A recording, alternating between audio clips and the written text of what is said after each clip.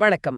இன்னைக்கு நாம ஒரு ரொம்பவே வித்தியாசமான, ஏன் ஒரு புரட்சிகரமான சிந்தனையாளர் யூஜி கிருஷ்ணமூர்த்தி பத்தி ஆழமா பார்க்க போறோம். ம் அவரை ஆன்டி குருனே சொல்லலாம். ஆமா, நம்மிடம் இருக்கிறது ஒரு புத்தகம் இல்ல, இல்லையா? நேர்த்தியா தொகுக்கப்பட்ட கட்டுரைகளும் இல்ல. இல்ல, இது பல வருஷங்களா அவர் வெவ்வேறு காலகட்டத்துல வெவ்வேறு நபர்களிடம் பேசின உரையாடல்களோட ஒரு எழுத்து படிவம். கொஞ்சம் சிதறி போன மாதிரி தான் இருக்கும். சரிதான். அதனால இன்னைக்கு நம்மளோட நோக்கம் இந்த சிதறிய உரையாடல்களுக்குள் ஒளிஞ்சிருக்கிற அவருடைய முக்கிய சிந்தனைகளை, சில சமயங்கள்ல ரொம்பவே அதிர்ச்சியூட்டுற கருத்துக்களை. ஆமா, அதையெல்லாம் பிரித்தெடுத்து ஆழமாகவும் தெளிவாகவும் உங்களுக்கு கொண்டு வந்து சேர்க்கறது தான். வாங்க, அவரோட உலகத்தை நாம புரிஞ்சுக்க முயற்சி பண்ணலாம். நிச்சயமா. சரி, முதல்ல இருந்தே ஆரம்பிக்கலாம். யூஜி கிருஷ்ணமூர்த்தி சமூகம் மற்றும் கலாச்சார அமைப்புகளை ரொம்ப அடிப்படையா கேள்வி கேட்கிறார். ம் மனுஷங்களோட அடிப்படை உணர்ச்சிகள், அதாவது கோபம், பயம், சந்தோஷம், இதெல்லாம் உலகத்துல எல்லாருக்கும் ஒண்ணுதான் சொல்றாரு. ஆமா, அவர் என்ன சொல்றாருன்னா, கலாச்சாரம் தான் நமக்குள்ள வித்தியாசத்தை உருவாக்குது. ஓ, நீங்க கிருஷ்ணரை கும்பிடுறீங்க, இன்னொருத்தர் இயேசுவை கும்பிடுறாரு. இது வெறும் மேல் பூச்சு தான். ஆனா உள்ளுக்குள்ள இருக்கிற அந்த அடிப்படை மனித உணர்வுல எந்த வித்தியாசமும் இல்லைங்கிறது அவரோட வாதம். இது கேட்கறதுக்கு எளிமையா இருந்தாலும் இதோட அடுத்த கட்டம்தான் ரொம்ப ஆழமானது. ஆமா, இந்த வாதத்தை அவர் தேசியம், நாட்டுப்பற்று மாதிரியான விஷயங்களுக்கும் கொண்டு போறாரு. அவர் இந்தியா, அமெரிக்கா, சுவிட்சர்லாந்து 3 நாடுகள்ல கிட்டத்தட்ட 50 வருஷம் வாழ்ந்திருக்காரு. ஆனா அந்த நாடுகள் மேல தனக்கு எந்த ஒரு தனிப்பட்ட உணர்வும் இல்லைன்னு சொல்றார். அதுதான் எனக்கு ரொம்ப ஆச்சரியமா இருந்துச்சு. இந்தியா மேல எனக்கு எந்த தனிப்பட்ட உணர்வும் இல்லைன்னு வெளிப்படையா சொல்றாரு. ஆமா, அமெரிக்காவை நான் பொருட்படுத்தல, சுவிட்சர்லாந்து எனக்கு ஒன்றும் பிரியமான நாடு இல்லைன்னு சொல்றார். அது மட்டும் இல்லாம உலகின் மற்ற பகுதிகளை பற்றி நான் அலட்சியமா இருக்கிறேன்னு சொல்றார். ஒரு நிமிஷம், 50 வருஷம் ஒரு நாட்டுல வாழ்ந்துட்டு அந்த நாடு மேல எந்த உணர்வும் இல்லைன்னு சொல்றது கொஞ்சம் நம்புற மாதிரி இல்லையே. இது ஒரு விதமான பற்றின்மையா இல்ல வெறுப்பா? நல்ல கேள்வி. இது வெறுப்பில்ல. அவர் என்ன சொல்ல வர்றாருன்னா, நான் இந்தியன், நான் அமெரிக்கன்ங்கிற அடையாளமே ஒரு கற்பனை தான். ஓகே. அந்த அடையாளத்தை உடைக்க முயற்சி பண்றார். அவர் எந்த ஒரு குழுவோடையோ தேசத்தோடையோ தன்னை இணைச்சிக்க விரும்பல. அவருடைய பார்வைப்படி இந்த அடையாளங்கள் தான் எல்லா பிரச்சனைக்கும் மூல காரணம். சரி, அடையாளங்களை உடைக்கிறது சரி. ஆனா அவர் வெறும் தத்துவத்தோட நிறுத்திக்கல, இல்லையா? இல்லவே இல்ல. கூர்மையான அரசியல், பொருளாதார விமர்சனங்களையும் வைக்கிறாரு. அதுதான் இன்னும் சுவாரஸ்யமா இருக்கு. ஆமா, அந்த இந்திய அணுகுண்டு சோதனை செஞ்ச விஷயம். ஆமா, அமெரிக்கா பொருளாதார தடை விதிச்சது. அப்போ இந்தியா என்ன செய்யணும்னு அவர் ஒரு யோசனை சொல்றாரு. அது ஒரு அதிரடியான யோசனை. இந்தியா உலக வங்கி கிட்டையும் IMF கிட்டையும் வாங்கின $47.5 பில்லியன் கடனை திருப்பி தர மறுக்கணும்னு சொல்றார். அவர் வார்த்தைகள் ரொம்பவே கடுமையா இருந்துச்சே. ஆமா, அவனுங்கிட்ட சொல்லுங்க, ஒரு பைசா கூட திருப்பி தரமாட்டோன்னு முகத்துல அடிச்ச மாதிரி சொல்லுங்கங்கிற துணியில பேசுறாரு. சர்வதேச நிதி அமைப்புகளோட விளையாட்டுகளை அவர் சுத்தமா மதிக்கல. அப்போ அமெரிக்க டாலரையே அவர் ஒரு வாழைப்பழ குடியரசு நாணயம்னு சொன்னதுல ஆச்சரியமே இல்ல. நிச்சயமா, ஒரு சுவிஸ் வங்கியாளர்கிட்ட பேசும்போது அப்படி சொல்றாரு. இதிலிருந்து என்ன தெரியுதுன்னா, யூஜியோட விமர்சனம் வெறும் ஆன்மீகத்தை பத்தினது மட்டும் இல்ல. அதிகாரம் எங்கெல்லாம் இருக்கோ, ஆமா, அரசியல், பொருளாதாரம்னு எல்லா உலகளாவிய கட்டமைப்புகளையும் அவர் கேள்வி கேட்க தயங்கல. ஓகே, தேசம், பணம், அரசியல்னு எல்லாத்தையும் கேள்வி கேட்கிறார். ஆனா மக்கள் பதிலுக்காக திரும்புற ஒரே இடத்தையும் அவர் விட்டு வைக்கல. அதுதான் ஆன்மீகம். ஆமா, இங்கதான் அவருடைய கருத்துக்கள் ஒரு பெரிய அதிர்வலைய உருவாக்குது. சொல்லுங்க. ஆன்மீகம்ங்கிற கருத்தையை அவர் முழுசா நிராகரிக்கிறார். அவருடைய ஒரு முக்கியமான வரி, ஆன்மீகம் என்பது மனதின் கண்டுபிடிப்பு, அந்த மனமே ஒரு கட்டுக்கதை. ஒரு நிமிஷம், மனசே ஒரு கட்டுக்கதையா? அப்போ நாம யோசிக்கிறது, உணர்றது எல்லாமே பொய்யா? இதுவே ஒரு பெரிய தலைகீழ் புரட்ட மாதிரி இருக்கே. அவர் என்ன சொல்றாருன்னா, நம்ம மனசுன்னு சொல்றது தனிப்பட்ட ஒரு பொருள் இல்ல, அது வெறும் எண்ணங்களோட தொடர்ச்சியான ஓட்டம் தான். ஓ, அந்த எண்ணங்கள் எல்லாமே வெளியிலிருந்து, அதாவது சமூகம், கலாச்சாரம், மதம், இதிலிருந்து நமக்குள்ள பதிய வைக்கப்பட்டது. அதனால அந்த எண்ணங்களோட தொகுப்பான மனசு கண்டுபிடிக்கிற ஆன்மீகமோ ஒரு கட்டுக்கதை தான் சொல்றார். அப்போ வேதங்கள், உபநிடதங்கள் மாதிரியான புனித நூல்களை பத்தி அதையும் கடுமையாவே நிராகரிக்கிறார். எல்லாத்தையும் உடைக்கிறது மட்டும்தான் நோக்கமா? நோக்கம் என்னன்னா, அவர் இன்னொரு குருவா ஒரு மாற்றுப்பாதையை காட்ட விரும்பல. நான் சொல்றதுதான் சரி, என் பின்னாடி வாங்கன்னு அவர் சொல்லவே இல்ல. மாறாக தேடலுங்கிற அந்த மொத்த கட்டமைப்பையுமே உடைக்க நினைக்கிறார். அதனாலதான் அவரை சுத்தி எந்த அமைப்போ, ஆசிரமமோ, சீடர்களோ உருவாக கூடாதுன்னு ரொம்ப கவனமா இருந்தாரா? மிகச்சரியா. அதனாலதான் தன்னை மையமா வச்சு ஒரு அமைப்பு வளர்ந்துடக்கூடாதுன்னு தொடர்ந்து ஊரூரா பயணம் செஞ்சுட்டே இருந்தார். இந்த குருன்ற பிம்பத்தை அவர் எவ்வளவு வெறுத்தாருங்கிறதுக்கு சில சம்பவங்கள் இருக்காமே. ஆமா, சுவாரஸ்யமான சம்பவங்கள். ஒருமுறை அவருடைய நண்பர் ஒருவர் யூஜி செஞ்சதா சில அற்புதங்களை பத்தி பெருமையா பேசிக்கிட்டு இருந்தாராம். ஓ, யூஜி ஏன் அற்புதங்கள் செஞ்சாரா? அத கேட்டதும் யூஜி தனக்குள்ளேயே இவன் சாய்பாபாவை பத்தி பேசுறானா இல்ல என்ன பத்தி பேசுறானான்னு கேட்டுக்கிட்டாராம்.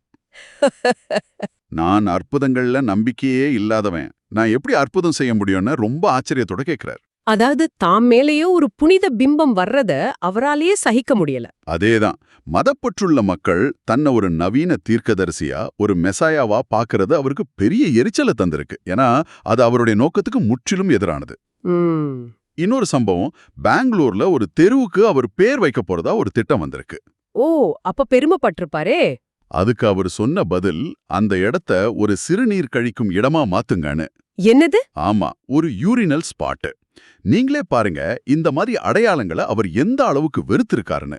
வா, ஒரு தெருவுக்கு தாம் பேர் வைக்கிறத கூட இப்படி நிராகரிக்கிறார்னா இந்த குறுன்ற அடையாளத்தை அவர் எவ்வளவு ஆழமா வெறுத்திருக்காருன்னு நல்லாவே புரியுது. அவர் வெறுமனே குருக்களை எதிர்க்கல, மக்கள் குருக்களிடம் தேடும் ஆறுதல், வழிகாட்டுதல், அதிசயம்ங்கிற அந்த முழு கட்டமைப்பையுமே கேள்விக்குட்படுத்துகிறார். சரி, எல்லாத்தையும் இல்ல இல்ல இல்லன்னு சொல்றாரு. சமூகத்தை நிராகரிக்கிறார், ஆன்மீகத்தை நிராகரிக்கிறார், குருக்களை நிராகரிக்கிறார். அப்புறம் என்னதான் இருக்கு? அவர் கூறும் மாற்று என்ன? அங்கதான் விஷயமே இருக்கு. என்னதான் தீர்வு? தீர்வுன்னு ஒன்னு இல்லைங்கிறது தான் அவரோட புள்ளி. பதில்களை கண்டுபிடிப்பதில் சுதந்திரம் இல்ல, மாறாக எல்லா கேள்விகளும் கரைந்து போவதில் தான் இருக்கு. பதில்களை தேடுறத நிறுத்துறது தான் வழியா? இது கொஞ்சம் குழப்பமா இருக்கு. ஆமா, அவருடைய சில முக்கியமான மேற்கோள்கள் இதுக்கு உதவும். முதலாவது, மகிழ்ச்சிக்கான உங்கள் தேடல்தான் உங்கள் மகிழ்ச்சியற்ற நிலையை நீடிக்கச் செய்கிறது. இது கேக்குறதுக்கு ரொம்ப முரணா இருக்கு. சந்தோஷத்தை தேடாம எப்படி அதை அடைய முடியும்? அதுக்கு ஒரு நல்ல உதாரணம் சொல்லலாம். தூங்க முயற்சி பண்ணா தூக்கம் வருமா? வராது. வராது. எவ்வளவுக்கு எவ்வளவு முயற்சி பண்றோமோ அவ்வளவுக்கு அவ்வளவு மூளை விழிச்சுக்கும். ஆனா எப்ப முயற்சியை கைவிட்டுட்டு சும்மா இருக்குமோ அப்ப தூக்கம் தானா வரும். ஆமா. யூஜியோட பார்வைப்படி மகிழ்ச்சியும் அப்படிதான். தேடுறத விட்டா அது தானா வரலாம். அந்த தேடலே ஒரு பதற்றத்தை உருவாக்குது. இது ஒரு நல்ல ஒப்புமை. சரி, அடுத்த மேற்கோள். புரிந்து கொள்ள எதுவும் இல்லை என்பதை புரிந்து கொள்வது மட்டுமே உள்ளது. இது ஒரு ஜென் புதிர் மாதிரி இருக்கு இல்லையா? ஆமா. அப்போ அறிவு, ஞானம் இதுக்கெல்லாம் இடமே இல்லையா? உலகியல் அறிவு வேற, ஆனா ஆன்மீக ரீதியா வாழ்க்கையோட அர்த்தம் என்ன, கடவுள்னா யாருன்னு நம்ம தேடுறோம் இல்லையா, அந்த தளத்துல புரிஞ்சுக்க ஒண்ணுமே இல்ல. அப்போ அந்த தேடலே அர்த்தமற்றதா? ஆமா, அந்த தேடலை கைவிடுறது தான் உண்மையான புரிதல்னு சொல்றார். சரி, இது எல்லாத்தையும் விட முக்கியமான ஒண்ணு இருக்குன்னு சொன்னீங்களே. ஆமா, பதில்களை கண்டுபிடிப்பதில் சுதந்திரம் இல்லை, மாறாக எல்லா கேள்விகளும் கரைந்து போவதில்தான் இருக்கிறது. நம்ம வாழ்க்கை முழுக்க கேள்விகள் கேட்க தான் சொல்லி கொடுத்திருக்காங்க. கேள்வி கேட்கறதே தப்புன்னு சொல்றாரா? இல்ல, உலகியல் கேள்விகள் இல்ல. நான் யார், வாழ்க்கையின் அர்த்தம் என்ன, மரணத்திற்கு பின்னென்ன போன்ற பெரிய தத்துவ கேள்விகள் தான் பிரச்சனைங்கிறாரு. ஓகே. இந்த கேள்விகள் இருக்கும் வரை நம்ம பதில்களை தேடி அலைஞ்சிட்டே இருப்போம். ஒரு குரு, ஒரு புத்தகம், ஒரு மதம்னு. எப்போ இந்த கேள்விகளே அர்த்தமில்லாம கரைஞ்சு போகுதோ அப்போதான் உண்மையான சுதந்திரம் கிடைக்கும். தேடலே இல்லாத ஒரு நிலை. அதேதான். ஓகே.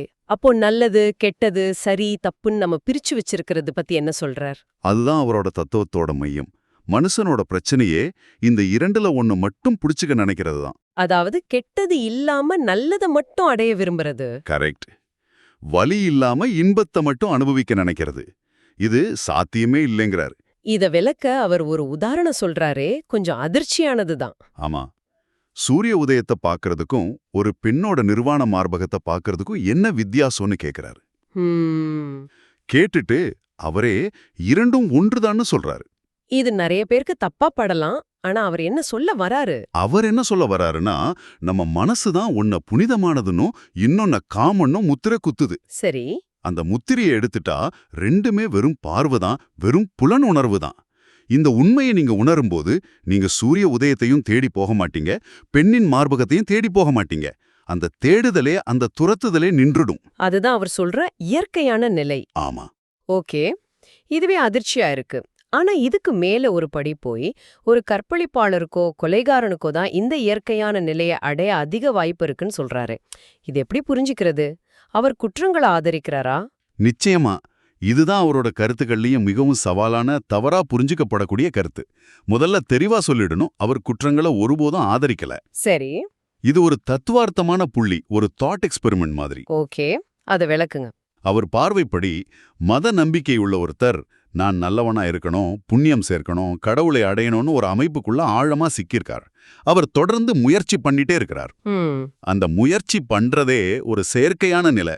ஆனா ஒரு குற்றவாளி அவனோட செயல் சமூக ரீதியா எவ்வளோ மோசமானதா இருந்தாலும் அவன் அந்த ஆன்மீக விளையாட்டுல இல்ல.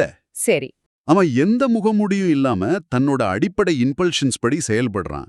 யூஜி என்ன சொல்றார்னா, அந்த முயற்சி இல்லாத, எந்த கண்டிஷனிங்கும் இல்லாத நிலை, அதுல இருக்கிற தார்மீகத்தை மட்டும் நாம ஒதுக்கி வச்சுட்டு பார்த்தா அவரோட இயற்கையான நிலைக்கு அமைப்பு ரீதியா ஹத்திர இருக்குன்னு சொல்றார். புரியுது.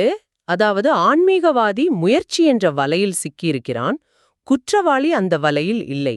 இது செயல்களைப் பற்றிய தீர்ப்பல்ல, மனதின் கட்டமைப்பை பற்றிய ஒரு பகுப்பாய்வு.